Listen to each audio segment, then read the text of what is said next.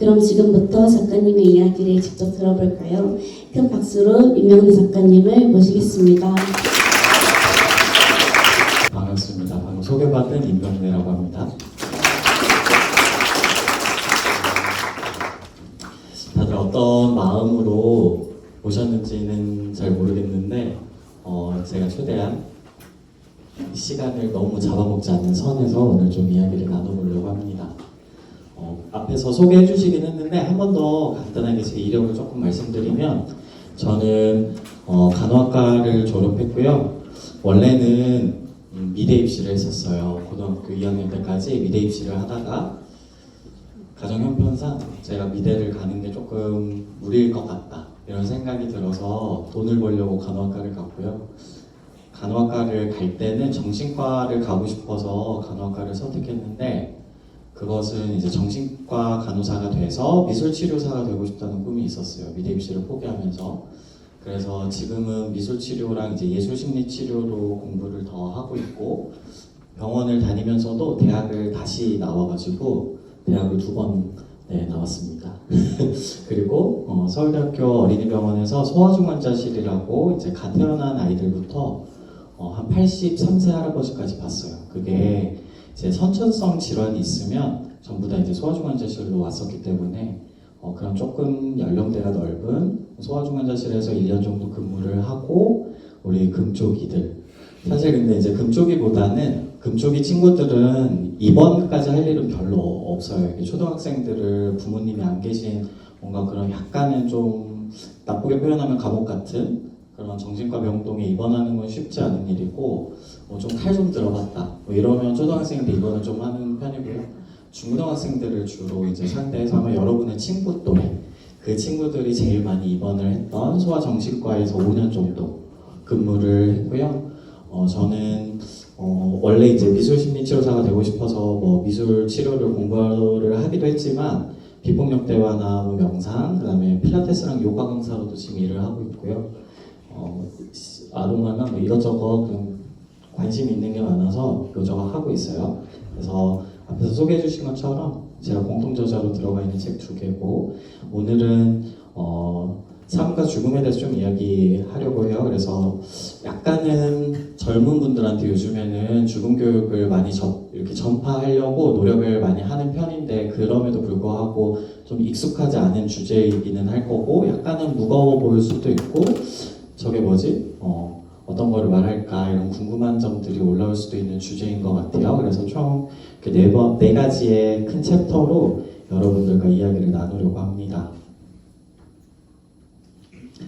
그래서 지금부터는 좀 가볍지 않은 주제지만 좀 가볍게 이야기를 나눠보려고 하는 거는 이제 실제 제 임상 사례 중에 DNR 환자를 제가 간호했던 그 경험에 대해서 조금 이야기를 나눠보려고 해요.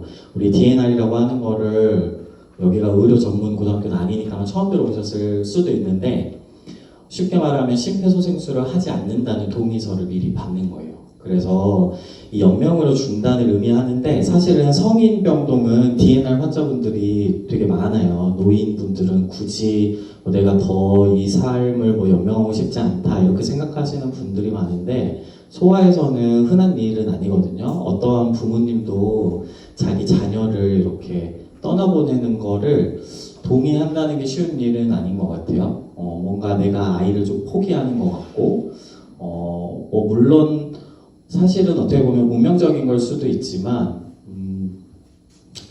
아이를 뭔가 죽이는 것 같은 그런 죄책감 이런 문제들 때문에 대부분 소아에서는 이 DNR이라고 하는 게 흔한 어떤 동의 절차는 아닌데 제가 한 번은 출근을 했더니 7시에 이제 근무가 시작인데 10시에 기관석관 그러니까 혼자서 숨을 못 쉬는 친구여서 기관지로 관이 하나 들어가 있는 친구였어요. 근데 10시에는 이 관을 빼고 아이가 죽어가는 거를 옆에서 지켜보다가 팀장이 멈추면 사망 선고를 하고 이제 장례식장으로 보내는 이제 그런 사례가 있었어요. 원래 태어날 때부터 선천적인 질환들이 있어서 태어난 직후부터 거의 10년을 이제 병원 생활을 하던 친구였어요.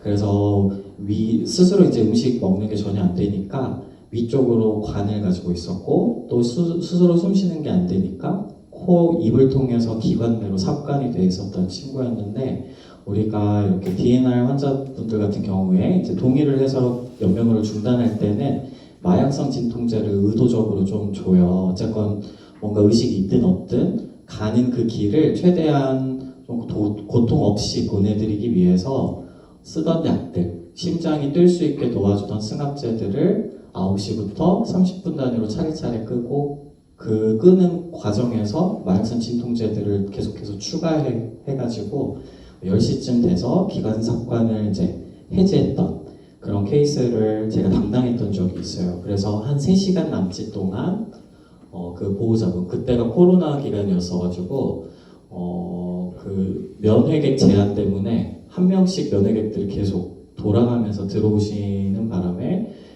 제가 일을 제대로 잘 못했는데 그 자리로 바로 입원을 또 해야 됐던 시간이 필요했었어서 사실은 그 떠나보내는 과정에 어머니를 포함해서 많은 분들이 이제 눈물을 흘리고 좀 힘들어하셨지만 거기서 일을 하고 있는 제 입장에서는 빨리빨리 해야 하는 일들이 굉장히 많았기 때문에 그 자리로 또 수술 환자를 받았어야 했고 그다음에 이게 퇴원하거나 병동에 보내는 게 아니라 사망 처리하는 건 행정적인 절차가 또 달라져요. 그래서 그게 좀 미숙했던 제가 그때 신규 한 6개월 차쯤에 봤던 환자라서 그런 어려운 점들이 있었고 그게 조금은 좀 아쉬웠던 것 같아요. 그래서 어쨌건 간호사라는 업무라는 게 그 일이라는 게 뭔가 죽음을 항상 옆에서 마주하는 그런 직업 중에 하나인데 이 죽음을 계속 보다 보면 그런 고민들을 할 때가 있어요. 좋은 죽음이란 어떤 죽음일까? 나는 좀 어떻게 죽는 거를 좀 어떻게 죽으면 좋을까? 뭐 이런 생각들을 많이 하게 되거든요. 그래서 연명의료 중단을 저는 미리 이제 써놨어요. 사전연명 의료의향서라는 것들을 여러분들도 쓸 수 있어요. 그래서 내가 혹시라도 갑자기 뭐 교통사고를 당했거나 혹은 뭔가 어떤 사고뿐만 아니라 그냥 몸이 갑자기 안 좋아져서 내 심장이든 폐가 제 기능을 못할 때 나는 어디까지 이 의료의 도움을 받아서 삶을 연명해 나갈 것인가를 스스로 선택할 수 있어요. 근데 저는 그냥 하고 싶지 않다고 미리 동의를 해놨는데 하고 싶다, 하고 싶지 않다 이런 것들을 미리 동의해두는 게 사실은 본인을 위한 것 같지만 가족들을 위함이기도 해요.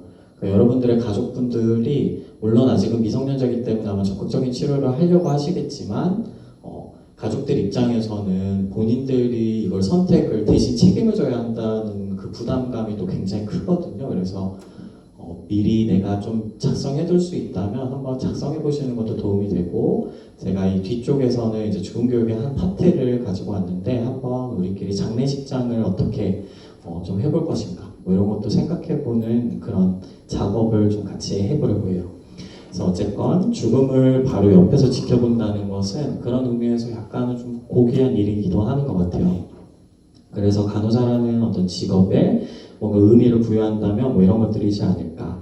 한 사람의 어떤 삶과 죽음을 곁에서 함께하는 것, 그것들이 가진 어떤 가치들이 있거든요. 보이지 않는. 그래서 그것이 제가 간호사로 일할 때 저한테 그 직업이 줬던 어떤 선물이라는 생각이 들어요. 그래서 지금부터는 그 제 책에 보면 제가 이제 간호사로서 일하면서 그 느꼈던 어떤 보람된 것에 관해서 작업을 하나 한 게 있는데 여러분의 핸드폰을 한번 다 꺼내보시고 메모장이든 뭐든 뭔가 글을 쓸 수 있는 걸 한번 꺼내보세요. 오늘 글을 쓰는 작업을 뭐 원치 않으실 수도 있지만 일단 3번을 가지고 왔거든요. 그래서 하고 싶으면 하고 싶은 만큼 하고 싶은 대로 원하는 만큼만 하시면 돼요. 강요하진 않을 거예요. 어떤 작업이냐면 이거는 이제 피폭력대화에 이제 이런 것들이 나와요. 이제 미래에서 온 편지 아마 학교 다니면서 한 번쯤은 해볼 수도 있어요. 뭐 100년 뒤 나에게 뭐 쓰는 편지 뭐 이런 것들. 근데 저는 이거가 어떤 거였냐면 100년 뒤 혹은 200년 뒤에 누군가가 살아가고 있을 때 그 사람의 입장에서 저의 지금의 삶을 한번 바라보고 있는 거예요. 그러니까 지구에서 함께 살아가고 있는 사람들의 삶을 조금 더 멋지게 만들 때 내가 기여한 것에 대해서 감사를 하고 있다고 한번 상상해보고 그 존재가 나에게 어떤 말을 하고 싶어 하는지 그 말이 포함되어 있는 글들을 적어볼 건데 여러분들이 오늘 했던 어떤 뭐 분리수거가 100년 뒤 누군가에게는 조금이라도 의미 있었던 어떤 활동이 될 수도 있고, 그거는 지금 여러분들이 나이를 불문하고 하는 어떤 많은 행동들 속에서도 그런 것들을 찾을 수 있을 것 같아요. 근데 저는 그때 이 편지를 어떻게 썼냐면, 안녕하세요. 어떻게 감사 인사를 드려야 할지 모르겠어요. 선생님 덕분에 제가 태어났습니다. 저희 할머니께서는 선생님 덕분에 삶을 포기하지 않으셨고 지금의 제가 있게 되었습니다. 이건 정신과 있을 때 쓴 글이에요. 저희 가족이 유지될 수 있었던 것은 선생님 덕분입니다. 열악한 시스템 속에서도 부단히 노력하고 애쓰셨습니다. 선생님의 수고가 헛되지 않았다는 것을 아셨으면 좋겠네요. 더불어 선생님 덕분에 많은 생명들이 살아가고 있고 그 파급력은 몇 세대에 거쳐서 더 커져가고 있습니다. 지금처럼 포기하지 않고 그 자리를 버텨주세요. 어디에서 일하시던지 그 선한 영향력을 계속해서 흘려보내주세요. 감사합니다. 이렇게 어떻게 보면 좀 긴 글일 수도 있지만 각자 한번 오늘 하루 혹은 오늘 월요일이죠. 지난 한 주를 한번 떠올려 보시고 내가 했던 어떤 행동 중에 내가 다음 세대에게 도움이 되었던 행동이 뭐가 있을까? 어떤 작은 친절일 수도 있고 아까 말한 그냥 간단한 분리수거가 될 수도 있어요. 근데 어쨌건 내가 했던 어떤 작은 행동이 마치 나비 효과처럼 누군가에게는 큰 파급력을 불러일으킬 수 있거든요. 그래서 그거를 좀 적어보는 시간을 제가 조금은 가져보려고 해요. 그래서 한번 각자 메모장 키시고 그걸 한번 좀 떠올려 보세요. 어떤 행동들인지 구체적으로 그 다음에 그것들을 그냥 리스트를 쭉 한번 적어나가는 작업을 해보세요.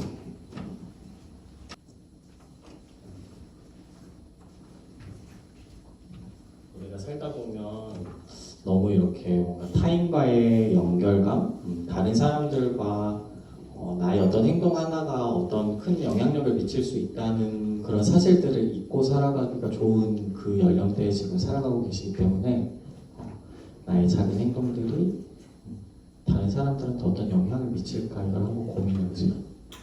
몇 가지 어쨌든 이게 북토크 콘서트다 보니까 제가 책을 좀 많이 소개하는 그 PPT들이 좀 있는데 이 돌봄과 관련해서 소개할 책이 한 가지 있어요. 돌봄의 철학과 미학적 실천이라는 책인데 약간은 좀 철학적이어서 고등학생이 읽기에는 살짝 어려울 수도 있는데 이 돌봄이라는 게 어떤 걸까? 이게 배너라는 어떤 학자가 정의한 돌봄이거든요. 근데 어떤 거냐면 유산한 여성에게 우리가 간호를 한다면 그 간호는 어떤 모습일까?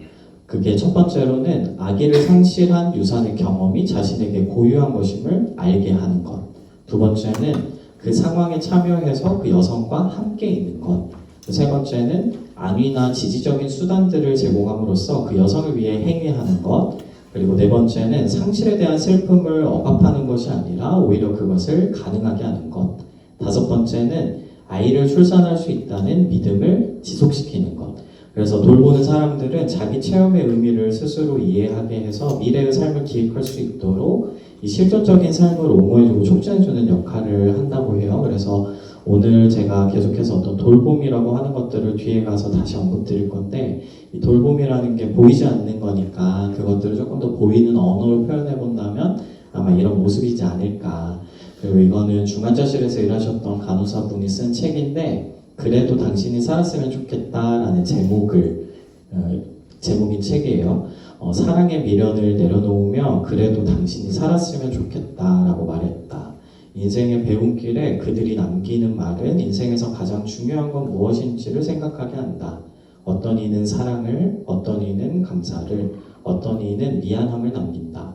그리고 그곳에 삶이 그리고 사랑이 있다. 삶의 연장선상인 죽음을 맞는 그 자세에 공감할 수 있다면 또 이를 통해 지금 이 순간 가장 중요한 것, 소중한 것이 무엇인지를 깨달을 수 있다면 더없이 좋겠다. 그래서 저는 이제 죽음 교육에 대해서 조금 이야기를 하고 싶은데 한번 이제 여러분들한테 좀 질문을 던져보고 싶어요. 이 죽음 교육이라고 하는 게 현재 대한민국 이 보건과 교육부 시스템상 그 학생분들한테 제공하는 교육은 생명 존중 교육이라는 걸 하고 있을 거예요 아마. 뭐 자살 예방 캠페인 같은 느낌으로 생명 존중 교육을 하고 있지만 그 생명 존중에 대한 교육이 가지고 있는 맹점은 약간은 그래서 어쩌라고거든요. 그래서 어쩌라고. 그러니까 뭐 생명이 소중한 건 알겠어. 그게 어쩌라고. 그리고 그게 나랑 무슨 상관인데 약간 이런 그 허점을 가지고 있어요. 그 교육의 어떤 방향성을 좀 바꾸려고 노력하고 있는데 그 중에 하나가 어떤 스스로 아까 실존적인 뭐 앞에서 어려운 말들이 막 써 있었는데 그러니까 내가 생각하는 내 삶에 대한 가치와 의미는 무엇인가 그러니까 스스로 정립하는 것들이 굉장히 중요하거든요. 그냥 어른들이 옆에서 선생님 그 여러분들한테 뭐 삶은 소중합니다 이렇게 백날 말한들 그게 내가 뭔가 마음속에서 울림이 없으면 사실은 그냥 꼰대들이 하는 어떤 그 말일 뿐이니까 그런 것들이 아니라 진짜 내 삶은 좀 어떤 모습이기를 바라고 내가 생각했을 때 내 생명에 대한 어떤 가치나 의미가 뭘까 이런 것들을 좀 스스로 정립해보는 그런 시간들이 필요해서 결국에는 죽음을 이야기한다는 건 이 앞에 작가분이 말한 것처럼 삶을 바라보기 위함인 거거든요. 그러니까 우리가 죽음을 생각함으로써 삶을 생각할 수 있고 또 삶을 생각함으로써 죽음을 생각할 수 있어요. 두 가지는 뭔가 굉장히 극단적인 것 같고 다른 것 같지만 사실은 한 끗 차이고 동전의 양면 같은 느낌이 있거든요. 그래서 오늘 여러분들한테는 많은 이제 죽음 교육도 카테고리들이 많은데 그 중에서도 장례 문화에 대한 것들을 제가 조금 가지고 와봤어요. 왜냐하면 익숙하지 않으실 것 같아서 아직은 나는 장례식장